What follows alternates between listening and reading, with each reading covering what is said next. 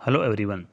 जैसा कि हमने कमिटमेंट किया था आपसे कि जैसे ही एग्ज़ाम आएंगी बीएससी पार्ट थर्ड की इनऑर्गेनिक केमिस्ट्री का, उसके पहले आपको इंपॉर्टेंट टॉपिक का वीडियो मिल जाएगा। इसके पहले वीडियो डाला था अपने BSc part first inorganic chemistry का, और उसमें मैंने कमिटमेंट किया था कि टॉपिक्स के अकॉर्डिंग क्वेश्चन एग्जाम में ज़रूर आएंगे। तो जब स्टूडेंट पेपर को मैच करेंगे तो अपने टॉपिक्स में दिए में से अराउंड 80% पेपर आराम से उसमें से मैच किया है। अगेन स्टूडेंट के लिए एक इंस्ट्रक्शन है कि जो टॉपिक आज बता रहा हूँ मैं, कैसे अटैम्प्ट करना है, टॉपिक कौन कौन से किस तरह पढ़ने हैं, कैसे लिखना है, उसको फॉलो करें ताकि आप अच्छे मार्क्स गेन हो सकें। So let's start. सबसे पहला जो यूनिट आता है उसका नाम होता है हार्ड, सॉफ्ट, एसिड और बेस। शॉर्ट में बोलते हैं उसको HSAB। ये एक ऐसा प्रिंसिपल इसके द्वारा डिसाइड किया जाता है कि कौन सा एसिड किस बेस के साथ में अपने रिएक्शन करके कंपाउंड स्थायी बनाएगा। टॉपिक नंबर 1 आता है यहाँ पर पहला, hard soft acid base classification. यानी कि हार्ड और सॉफ्ट एसिड और बेस को किस प्रकार से क्लासिफाई किया गया है, कौन कौन से टाइप के आयन होते हैं तब हार्ड होता है, कौन कौन से टाइप के आयन होता है वो सॉफ्ट होता है। इस प्रकार से इसका क्लासिफिकेशन बुक में दिया हुआ है। उसको दोनों तरफ लिख लिख के इस तरह से कर सकते हैं, जैसे मान लीजिए ये हार्ड एसिड है और ये हार्ड बेस है, ऐसा क्वेश्चन एग्जाम में आ सकता है। ऐसे ही ये आपका सॉफ्ट एसिड है और ये आपका सॉफ्ट बेस है। इस प्रकार से क्लासिफाई करके एग्जाम में अपन इसको नोट करके आ सकते हैं। दूसरा आता है यहाँ पर पियर्सन कॉन्सेप्ट। यानी कि पियर्सन ने कौन सा कॉन्सेप्ट दिया था फॉर एसिडिटी और बेसिडिटी, इसको भी ढंग से पढ़ के किताब में लिख के आना होता है। नेक्स्ट टॉपिक है सिम्बायोसिस या सहजीवन। ये टॉपिक बहुत इंपॉर्टेंट है, ये एग्जाम में लगभग तय है कि 2023 में ये टॉपिक ये वाला आ सकता है। इसके अकॉर्डिंग ये बताया जाता है कि कौन सा एसिड कौन से बेस के साथ रिएक्शन करके स्थायी या स्टेबल कंपाउंड बनाएगा। अगला टॉपिक इंपॉर्टेंट है, मैंने उसके लिए ओनली और ओनली कुछ एग्जांपल लेके बताऊंगा आपको मैं कि कॉन्सेप्चुअल क्वेश्चन यानी कि कौन कौन से क्वेश्चन यहाँ पर आने के चांसेस होते हैं, वो कैसे आप समझाओगे। पहला क्वेश्चन आपके यहाँ पर आ सकता है, समझाइए क्यों AgF2 स्टेबल नहीं है जबकि AgI2 स्टेबल होता है।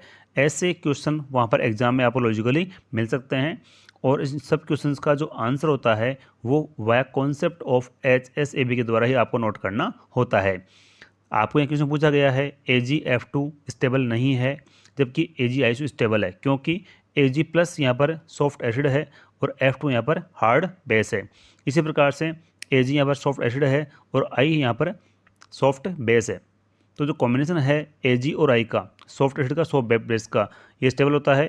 जबकि जो कॉम्बिनेशन ऊपर वाला होता है Ag प्लस यहाँ पर सॉफ्ट एसिड है बल्कि F यहाँ पर हार्ड बेस है, इसलिए स्टेबल नहीं होता है। तो ऐसे लॉजिकल क्वेश्चन यहाँ पर बन सकते हैं।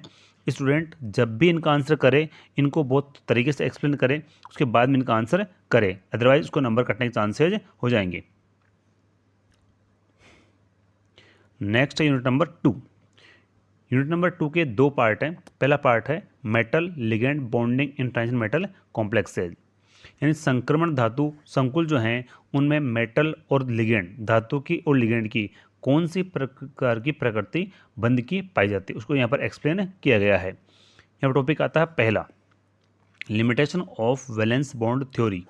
संयुक्ता बंध सिद्धांत की क्या क्या सीमाएं हैं, कहाँ कहाँ ये वर्क नहीं करता है, उनको स्टूडेंट को बिल्कुल पॉइंट वाइज लिख के आना होता है। जब भी अपना आंसर लिखें तो बिना पॉइंट वाइज अपना आंसर नहीं लिखें। एग्जामिनर इस बात को देखता है कि स्टूडेंट किस प्रकार से आंसर कॉपी में लिख के जा रहा है, उसके अकॉर्डिंग ही वो मार्किंग करता है।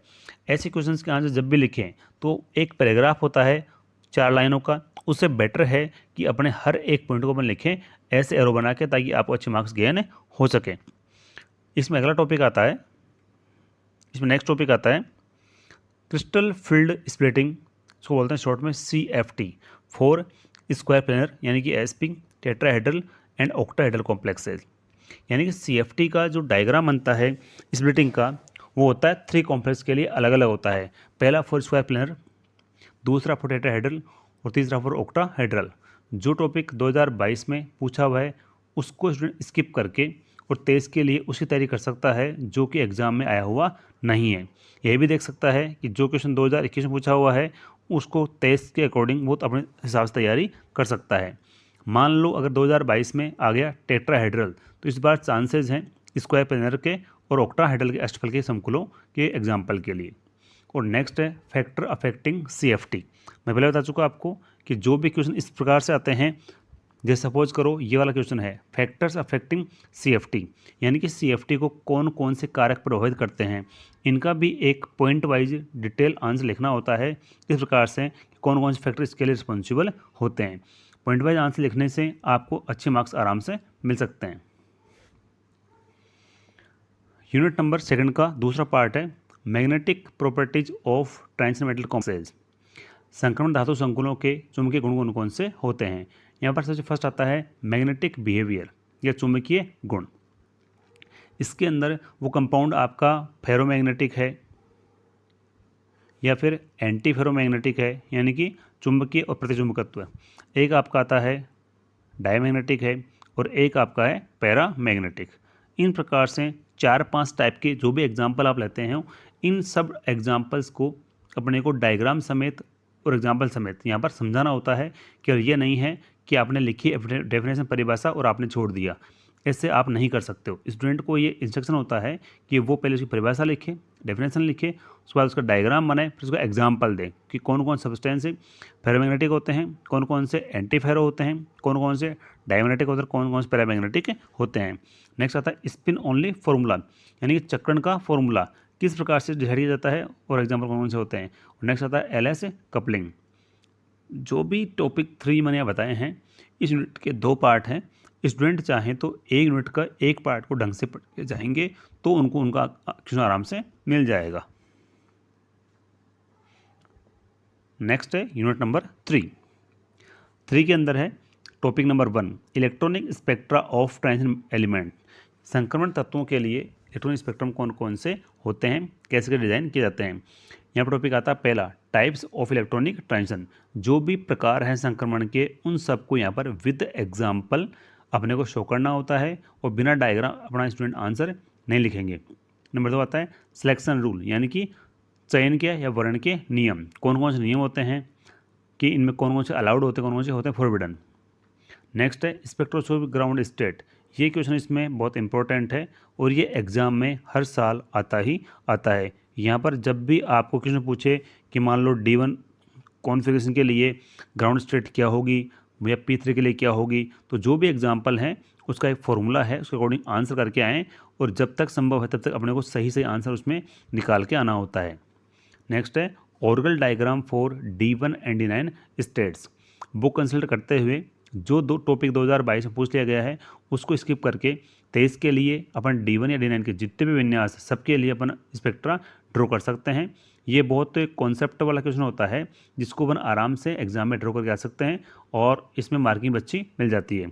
Next spectra of TiS2 3+ complex.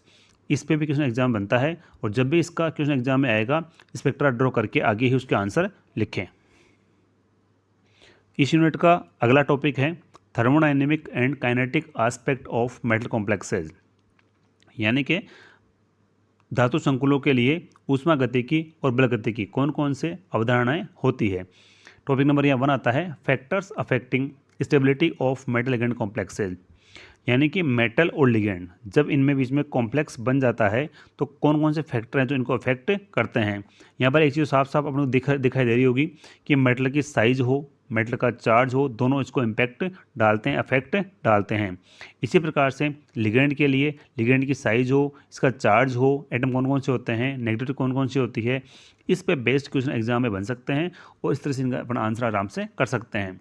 Next है substitution reactions in square planar complexes, यानी कि समतल वर्ग जो संकुल होते हैं उनके अंदर प्रतिस्थापन अभिक्रियाएं किस किस प्रकार संपन्न होती हैं। इसके लिए बाकायदे एग्जाम्पल में स्टूडेंट को इस तरह से डायग्राम बना के मान लो ये कॉम्प्लेक्स है, स्क्वायर प्लेनर कॉम्प्लेक्स है, इसमें जब भी रिएक्शन होगी तो यहाँ यहाँ यहाँ और यहाँ लिगेंड 4 होते हैं और रिप्लेस कैसे होता है, क्या क्रियाविधि होती है, वो पूरी स्टूडेंट को नोट करनी होती है।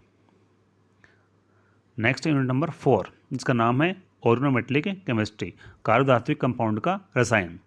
यहाँ पर टॉपिक पहला आता है nomenclature of and classification of organometallic compound. जो कंपाउंड बन सकते हैं लिथियम के, एल्यूमिनियम के, मरकरी के, टिन के और टाइटेनियम के। इन सब के लिए पहले पूछ सकता है आपसे नामकरण, फिर पूछ सकता है आपसे क्लासिफिकेशन, और इन सब के एप्लीकेशन कंपाउंड के भी आपको एग्जाम पूछे जा सकते हैं। नेक्स्ट है होमोजेनस हाइड्रोजनेशन, किस प्रकार से होता है समांगी यस होमोजेनस हाइड्रोजन का योग ऑन एल्कीन। इसके लिए एक फिक्स कैटलिस्ट है, उस कैटलिस्ट की क्रियाविधि को अपने को डिटेल में समझाना होता है। नेक्स्ट है classification and bonding in metal carbonyl. ये वाला क्वेश्चन एग्जाम में हर साल पूछा जाता है आपसे। आपको कोई भी एग्जाम्पल दे के ये पूछ सकता है इसकी बॉन्डिंग कैसे होती है। जैसे फॉर एग्जाम्पल मैंने एग्जाम्पल दिया आपको NiCO का होल 4। ये एक मेटल कार्बोनिल है, इसको कैसे बनाया जाता है, कैसी बॉन्डिंग होती है, क्या संकरण होता है, इस प्रकार से पॉइंट बाय पॉइंट इसका पूरा आंसर लिखना होता है। नेक्स्ट है यूनिट नंबर 5। इसके दो पार्ट हैं। पहला है बायो इनऑर्गेनिक केमिस्ट्री यानी कि जैव अकार्बनिक रसायन। टॉपिक नंबर 1 आता है मेटल पोरफायरिन। दो टॉपिक आते हैं हीमोग्लोबिन एंड मायोग्लोबिन। इनकी संरचना क्या होती है, इनमें एटम कौन सा पाया जाता है, क्या कंपोजिशन होता है और ये कैसे वर्क करते हैं इन ह्यूमन बॉडी। इन सब पे बेस्ड क्वेश्चन एग्जाम में आ सकते हैं। टॉपिक अगला होता है biological role of calcium ion यानी कि अपनी लाइफ के अंदर या बॉडी के अंदर कैल्शियम आयन का क्या इंपॉर्टेंस होता है, तो इसके लिए कैल्शियम आयन का क्या क्या रोल है बॉडी में, उसका अपना आंसर नोट करना होता है। और नेक्स्ट नाइट्रोजन फिक्सेशन या फिर नाइट्रोजन स्थिरीकरण, इस पर बेस्ड क्वेश्चन एग्जाम में बन सकता है। नेक्स्ट एंड लास्ट टॉपिक आता है इनऑर्गेनिक पॉलीमर या फिर अकार्बनिक बहुलक। यह दो टॉपिक इंपॉर्टेंट है, एक सिलिकॉन है और एक फॉस्फोजीन है। दोनों पे पेस्ट क्वेश्चन एग्जाम में 100% बनते ही बनते हैं। स्टूडेंट 2022 में टॉपिक आए दोनों में से उसको स्किप करके और 23 के लिए उनमें से कोई भी एक टॉपिक एग्जाम में तैयार करके जा सकता है। अगेन रिपीट कर दूं मैं, जिन यूनिट के अंदर 2 पार्ट हैं उनमें से एक पार्ट को ढंग से करना है स्टूडेंट को, ताकि वहाँ से क्वेश्चन आपको आराम से मिल सके और आराम से उस क्वेश्चन को अटैम्प्ट कर सको आप। स्टूडेंट के लिए एक और कॉन्सेप्ट है कि जो भी आपको क्वेरी आती है, कोई क्वेश्चन लगता है आपको टॉपिक इंपॉर्टेंट है जो समझ में नहीं आ रहा होता है, तो आप अपने कमेंट को बॉक्स में डाल सकते हो ताकि उसको रीड करके अपन उसका रिप्लाई तैयार कर सकें और उसके अकॉर्डिंग आपको वीडियो भी उपलब्ध करा सकूँ मैं। अगर आप चैनल पे नए हैं तो please like and subscribe this channel, ताकि आपको लगातार अगले पेपर के लिए भी क्वेश्चन इंपॉर्टेंट मिलते रहेंगे। Thank you for watching this channel.